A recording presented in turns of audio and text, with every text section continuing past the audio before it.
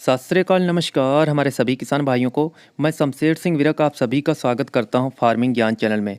किसान भाइयों, सरसों की फसल से बम्पर उत्पादन को हम कैसे बढ़ा सकते हैं। सरसों की फसल बहुत ही संवेदनशील होती है। इस खेती में उर्वरकों और पोषक तत्वों का प्रयोग के साथ साथ सावधानी रखना भी बहुत ज़रूरी होता है। किसान भाइयों, सरसों की फसल से ज़्यादा फलियों की संख्या होगी, वह फलियां भी लंबी व मोटी होंगी। फलियों की संख्या तभी ज़्यादा हो सकती है जब हर पौधों की शाखाओं ब्रांचेस की संख्या को हम अधिक बढ़ा सकते हैं। तो किसान भाइयों, आज हम आप लोगों को सरसों की फसल में पहली सिंचाई के बाद में क्या स्प्रे करना चाहिए और पहली यूरिया के साथ आपको क्या देना चाहिए, बहुत ही बम्पर और 100% रिजल्ट किसान भाइयों आप लोगों को मिलेगा। अगर आप सरसों की खेती करते हैं तो बहुत बेहतरीन उत्पादन प्राप्त कर सकते हैं प्रति एकड़। अंत तक वीडियो को किसान भाइयों आप लोग ज़रूर देखें। अगर आप हमारे चैनल पर पहली बार वीडियो देख रहे हैं तो प्लीज़ चैनल को सब्सक्राइब करके पास वाली घंटी को प्रेस कर दें, जिससे खेती से जुड़े वीडियो का नोटिफिकेशन आप लोगों तक समय से पहुंचे। तो किसान भाइयों, जैसे कि सरसों की बुवाई सभी क्षेत्रों में हो चुकी है, अब बारी है सिंचाई करने की। सरसों की फसल में ज़्यादा उत्पादन को कैसे बढ़ा सकते हैं, सबसे ज़्यादा शाखाओं का विकास कैसे करवा सकते हैं, व पौधों को हरा भरा बढ़वार अधिक के लिए कौन कौन सी सिंचाई के बाद खाद व माइक्रोन्यूट्रिएंट्स देने चाहिए। सरसों में पहली सिंचाई लगभग किसान भाइयों 22 से 26 या 27 दिन पर कर देनी चाहिए। सिंचाई करते समय ध्यान रखना होगा, बहुत हल्की सिंचाई करें। इन दिनों में सरसों की सिंचाई करने से पौधों की नई जड़ों का विकास बहुत तेज़ी से शुरू होता है। जब जड़ें विकास करना शुरू करती हैं तो फसल की ग्रोथ अच्छी होती है। दूसरी सिंचाई जो होती है आवश्यकता अनुसार करनी चाहिए किसान भाइयों, क्योंकि अगर बारिश हो जाती है फूल आने पर, फलियां बनने पर व दानों का भराव होने के टाइम, तब सिंचाई नहीं करनी चाहिए।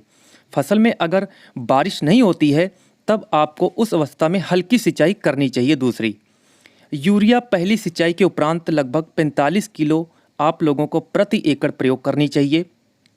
अगर आपने सल्फर नहीं डाला था बुआई के समय सरसों में, तो आप पहली सिंचाई के बाद यूरिया में लगभग 6 किलोग्राम सल्फर 90% वाला प्रति एकड़ प्रयोग करना चाहिए। तिलहन फसलों में उत्पादन को बढ़ाने के लिए सल्फर बहुत ही सहायक होता है, तेल की परसेंटेज को भी बढ़ाता है। सरसों की बुआई में सिंगल सुपर फास्फेट ही खाद का किसान भाइयों प्रयोग करना चाहिए बेहतर रिजल्ट पाने के लिए। और किसान भाइयों, अब आप लोगों को जो स्प्रे करनी है इस समय, वह भी आप लोग नोट कर सकते हैं। स्प्रे कैसे करनी वह भी बताऊंगा, और क्या क्या आप लोगों को माइक्रो न्यूट्रिएंट्स लेने हैं स्प्रे में, तो आप लोग किसान भाइयों स्क्रीन पर भी देख सकते हैं। सरसों में स्प्रे की जो मैं डोज बताने जा रहा हूँ, ये प्रति एकड़ की मात्रा है 600 ग्राम जिंक सल्फेट 33% वाली, या फिर आप 90 ग्राम चिल्लेटेड जिंक ले सकते हैं। प्लस आपको लेना है 400 ग्राम फेरस सल्फेट 19% वाला, plus 1 kilogram magnesium sulphate, plus 1 kilogram urea. सभी को आपको अलग अलग पहले घोल बनाना होगा अलग अलग बर्तनों में, और फिर 180 लीटर पानी में घोल बना के फिर आप 1 एकड़ में स्प्रे कर सकते हैं। स्प्रे किसान भाइयों आप लोगों को बहुत ही सावधानी से करना है, यानी सभी पौधों पे अच्छे तरीके से स्प्रे हो जाए। स्प्रे करने के बाद में आपकी जो फसल होगी बहुत अच्छे तरीके से ग्रो करेगी, शाखाओं की संख्या अधिक होगी, फलियां मोटी होंगी, फलियां लंबी होंगी, और दानों का स्वस्थ भराव भी होगा। किसान भाइयों, खरपतवार जो सरसों में उगते हैं, अधिकतर किसान खरपतवार नाशी का स्प्रे नहीं करते हैं। ऐसा है, खरपतवार दवा का स्प्रे से सरसों की फसल में बहुत बड़ा प्रतिकूल प्रभाव पड़ता है। सरसों का उत्पादन भी कम हो जाता है।